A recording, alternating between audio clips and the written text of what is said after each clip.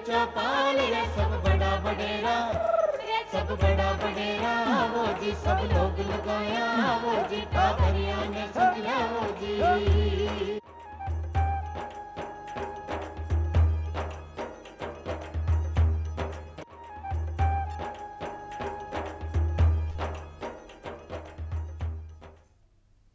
चौपाल का सगळ्या दर्शकांनी राम राम सा दर्शकों, आपना जीवन को आधार श्वास है। अगर आपने एक पल भी श्वास ना आवे तो जीवित रहवो संभव को नहीं। कदे कदे यह समस्या श्वास लेवा में तकलीफ या दिक्कत श्वास रोग के कारण भी हो सके है। ये श्वास रोग काई होवे है, ये की कारण से हो जावे, और अगर ये होगो तो इको काई उपचार है, और सबसे अच्छी बात तो है कि को बचाव भी काई है। तो आज आप इस बारे में जानकारी लेने वाला और अपने स्टूडियो में जानकारी देवाने पधारे है डॉक्टर दिनेश कुमार विजय। आप वरिष्ठ चिकित्सक है, आपको हमारे स्टूडियो में बहुत बहुत स्वागत है। डॉक्टर साहब, जो है आजकल आप देख रहे हैं समाज में श्वास रोग की जो रोग है वो काफ़ी फैल रहे है। मतलब ज़्यादा पहले इतना कौन सुने जाए तो, लेकिन अब ये वो रोग ज़्यादा होगो, तो इसके पीछे कई कारण है, और आप मोटा मोटी में क्या समझा कि ये श्वास रोग कहीं होवे। देखिए, श्वास रोग ऐसी कोई भी बीमारी जिसमें सांस में तकलीफ होती है, आप आम भाषा में उसको श्वास रोग बोलते हैं। बाकी जनरली श्वास रोग फेफड़ों की वजह से जो तकलीफ होती है, कि जिसको फेफड़े की वजह से दिक्कत हो, जनरली उस पर केंद्रित किया जाता है कि हाँ सांस की बीमारी है। ये जनरली दो प्रकार की होती है। आम भाषा में तो आप इसको दमा बोलते हैं, लेकिन हमारे एक तो अंग्रेजी जो मेडिकल टर्म है उसमें एक तो ब्रोंकियल अस्थमा और एक सीओपीडी। अस्थमा जनरली बचपन से लेके किसी भी उम्र तक को हो सकता है, जिसका कि मुख्य कारण एलर्जी होती है। कि जैसे आपको किसी को ठंड से एलर्जी होती है, किसी को धूल मिट्टी धुआं से होती है, किसी को पॉल्यूशन से होती है, उस एलर्जी की वजह से ये प्रॉब्लम होती है। इस बीमारी में जनरली पेशेंट 100% ठीक हो जाता है दवा लेने के बाद। दूसरी तरफ होती है सीओपीडी, जो जनरली 40 साल की उम्र के बाद देखने को मिलती है, और जिसका कि मुख्य कारण अपने इंडिया में पॉल्यूशन या स्मोकिंग जिसका मुख्य कारण है। इसमें भी तकलीफ जो लक्षण है वो सेम ही रहते हैं अस्थमा की तरह, लेकिन ये बीमारी 100% रिवर्सिबल नहीं है।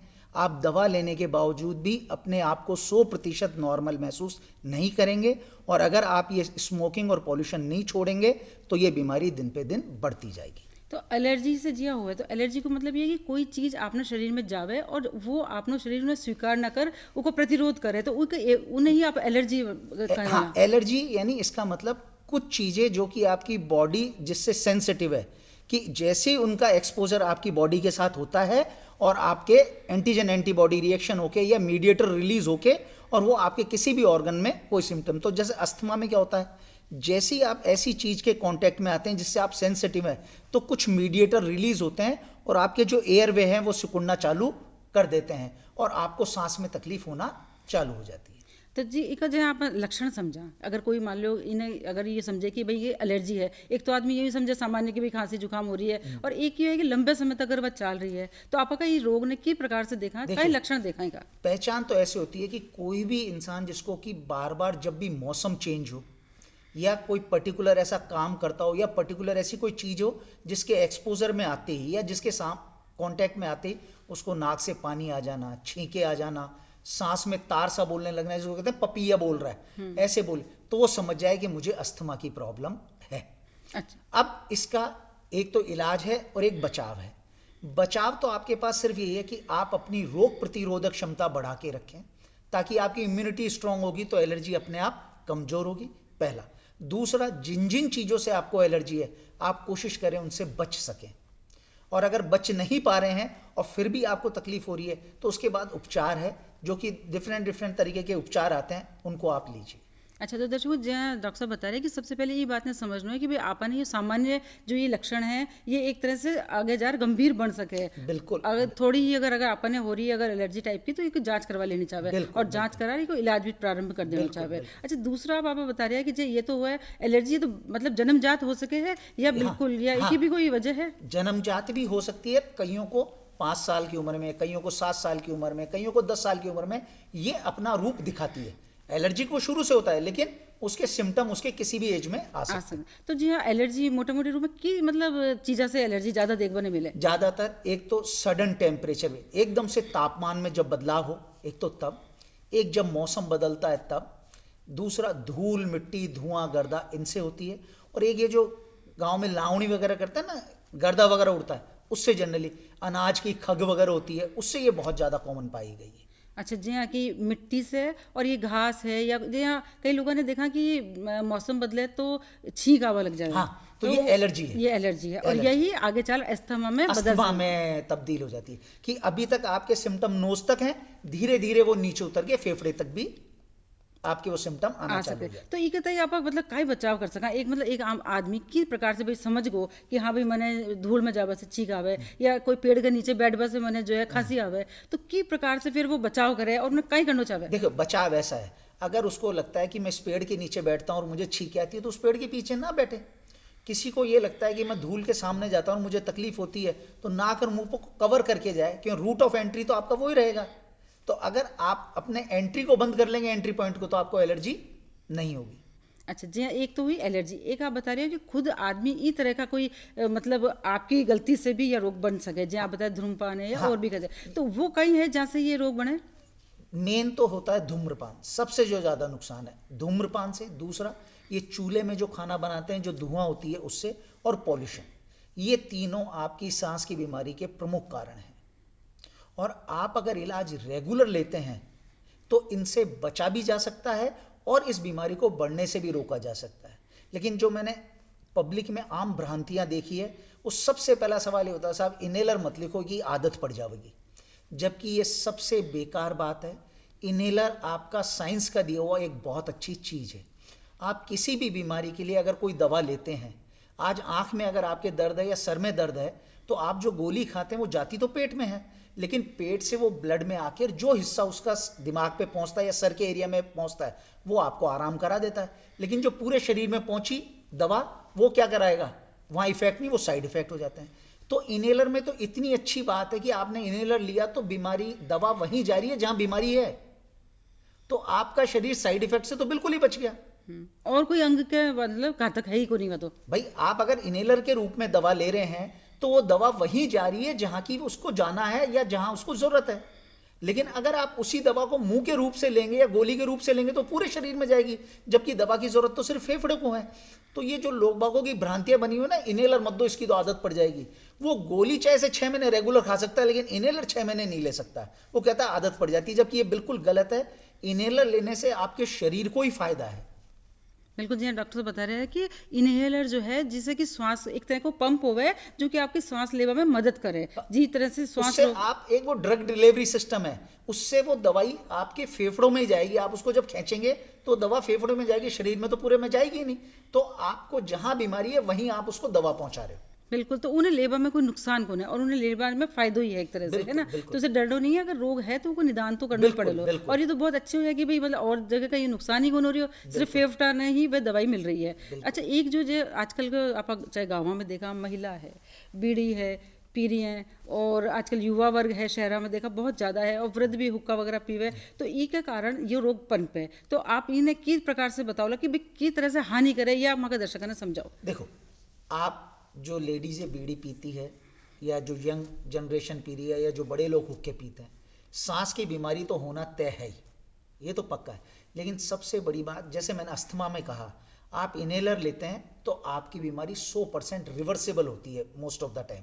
तो यानी आप इनहेलर जब लेते हैं आप अपने आप को पूर्णतः स्वस्थ महसूस करते हैं, और जब मौसम ठीक होता है तो आप बिना दवाइयों के भी ठीक रहते हैं। लेकिन जिनको ये COPD बीमारी हो गई, यानी धूम्रपान पीने से, पोल्यूशन से, उनको 100% रिलीफ दवाई लेने के बाद भी नहीं मिलेगा। और अगर आपने ये स्मोकिंग या धूम्रपान चालू रखा तो ये बीमारी वक्त के साथ साथ बढ़ती जाएगी, और फिर उसके पास, डॉक्टर के पास एक ही जवाब होता है, डॉक्टर साहब अब तो ये इनहेलर भी काम नहीं कर रहा, अब बताओ क्या करें। अब डॉक्टर साहब के पास भी कुछ नहीं इनहेलर से ऊपर, क्योंकि वक्त के साथ साथ उसने अपनी नलिकाओं को और सिकोड़ लिया, और स्मोकिंग और अन्य बीमारियां जो होती है वो अलग। हाँ। जैसे फीमेल अगर स्मोकिंग करती है तो सांस की बीमारी के साथ साथ वो लंग कैंसर को भी दावत दे रही है।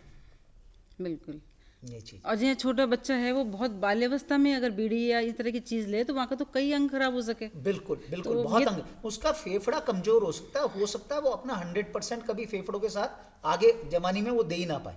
हाँ, तो ये तो दर्शकों जो बात है वो बिल्कुल ये है कि आपने किसी भी प्रकार से तंबाकू को सेवन नहीं करना चाहिए, बिल्कुल। क्योंकि ये 100% आप जी तरह से बता रहे हो कि इससे तो रोग होना ही होना है, श्वास रोग होना तो ही होना। हो गई और इसके साथ और भी 10 रोग लाग सके, तो आपने इसे तो इको बचाव ही रखना है। अगर आप इन्हें छोड़ दें तो सबसे अच्छी बात है। बचाव सबसे पहला इलाज है। दूसरा, नियमित दवाइयां लेना जैसे कि डॉक्टर बताता है।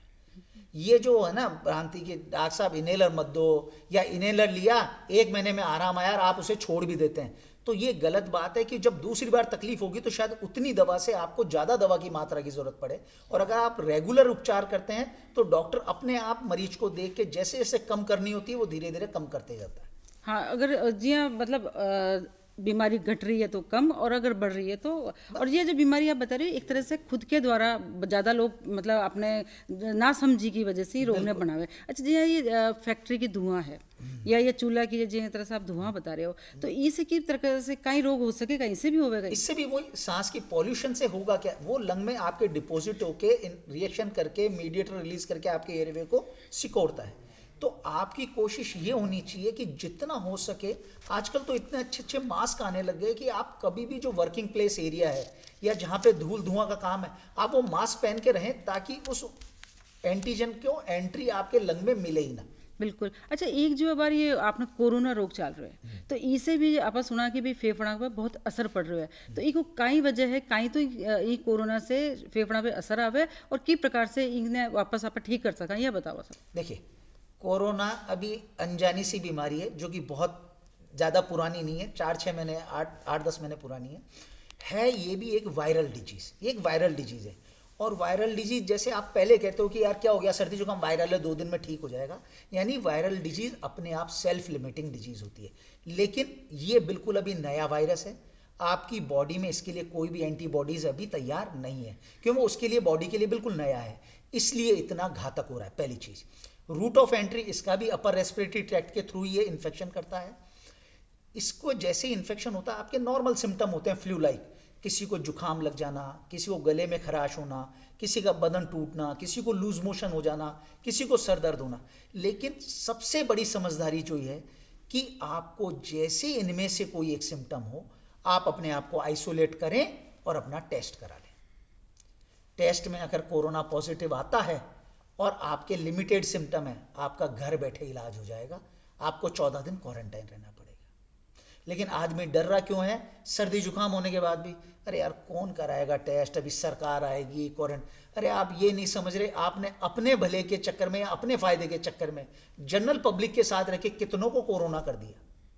आप हर उम्मीद चीज मांगे सरकार से कि सरकार कर दे, नहीं। आपका खुद का जो दायित्व है, खुद का जो कर्तव्य है, वो भी तो निभाओ समाज के प्रति। हाँ जी, आप बता रहे हो कि भाई समाज ने आपने ये बताना है कि आप अपने स्वार्थ के ताई, आपका भय के कारण आप अपना उपचार ही ना कराओ और आप टेस्ट ही ना कराओ और कहीं ना आप ये रोग बांट दो। हाँ, तो ये तो बहुत गलत बात है एक तरह से। और इनमें कोई ज़्यादा समस्या को नहीं, जाकर टेस्ट करा बस रिपोर्ट आपकी आ जाए। इंडिया के अंदर मोर देन 97% रिकवरी है कोविड की। अच्छा अच्छा। आप अगर इंडिया में देखेंगे, वर्ल्ड में सबसे अच्छी रिकवरी अपने इंडिया की है। अच्छा अच्छा। कोविड ट्रीटेबल डिजीज है, ना डरें इससे। सिर्फ कुछ लोग, चंद लोग जैसे 70-75 के ऊपर की उम्र है, डायबिटीज, हार्ट की प्रॉब्लम, शुगर, किडनी की प्रॉब्लम, ये पेशेंट जरूर थोड़े रिस्क पे रहते हैं, इनमें ये अपना रूप घातक कर लेता है। बाकी जनरली बच्चों में, जवानों में जिनकी इम्यूनिटी अच्छी है, जिन्होंने बहुत अर्ली स्टेज में जाके टेस्ट करा लिया, उनको हॉस्पिटल तक में भर्ती होने की जरूरत नहीं है। अपने आप को क्वारंटाइन किया, डॉक्टर की बताई हुई दवा ली, 14 दिन के बाद वो अपने आप को स्वस्थ महसूस करते हैं। और ऐसा नहीं है हर कोरोना में फेफड़ा इफेक्टेड होता है, सिर्फ जिन लोगों के फेफड़ा इफेक्टेड होता है उनको हमें थोड़ा अग्रेसिवली ट्रीट करना पड़ता है, और कुछ ऐसी बात नहीं है। तो दर्शकों, अब आप एक लोकगीत सुना। मारो सायब बसे बरी देश रे जोवा पाटड़े, आज जोवा पाटड़े ली सही न जोवा पाटड़ली। मारो सायब मारो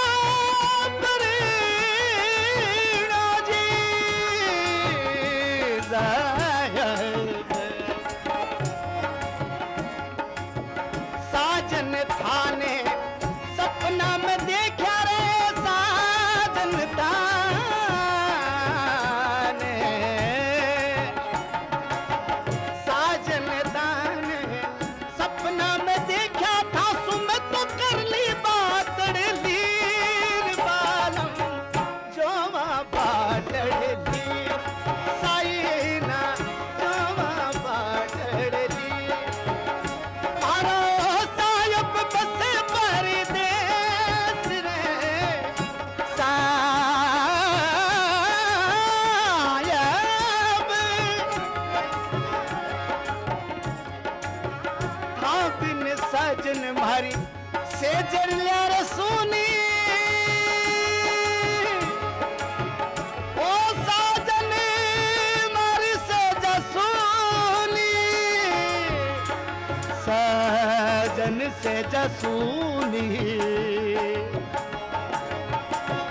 से जासूनी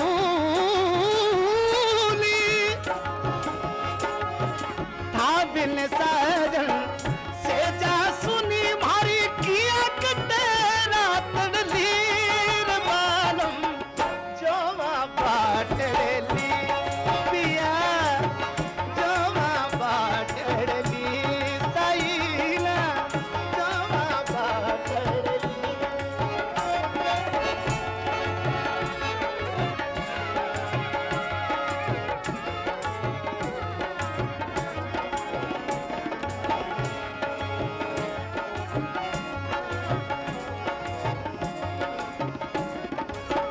साजन थाने में तो सपना में देखा साजन थाने सपना में देखा साजन रे साजन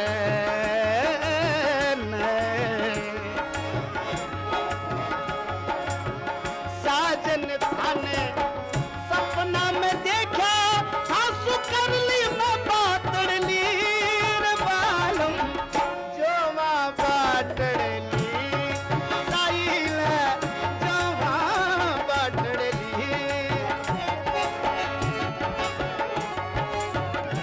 मारो परनो बसे परी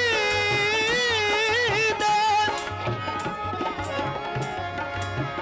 ओ मारो परगोर बसे परदेस रे जोमा बाटली साइला जोमा बाटली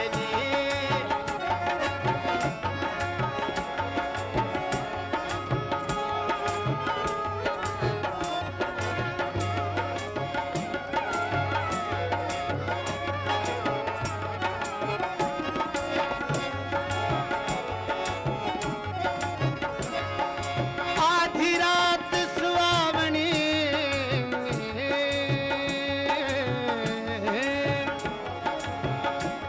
अरे काली रात डरावनी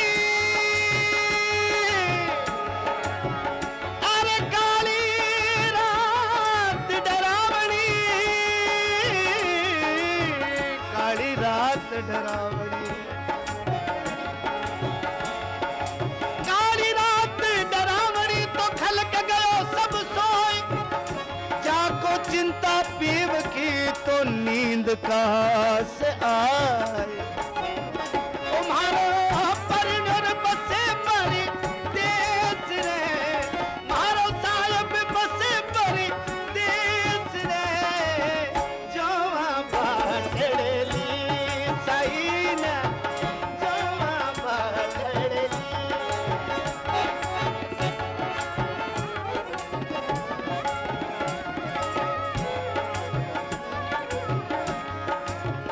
साजन था बिन साजन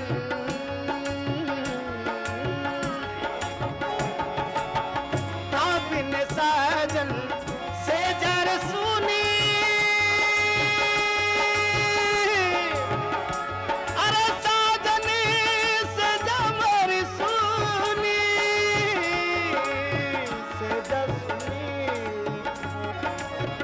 था बिन साजन से जा सुनी भारी पिया कटे ना तेरे लीन बालम जोमा बाटली पिया जोमा बाटली साईना जोमा बाटली बाटली बाटली तो आज आप हमारे इतनी अच्छी जानकारी दी, आज आप हमारे प्रोग्राम में आया, आपको बहुत बहुत धन्यवाद। नमस्कार।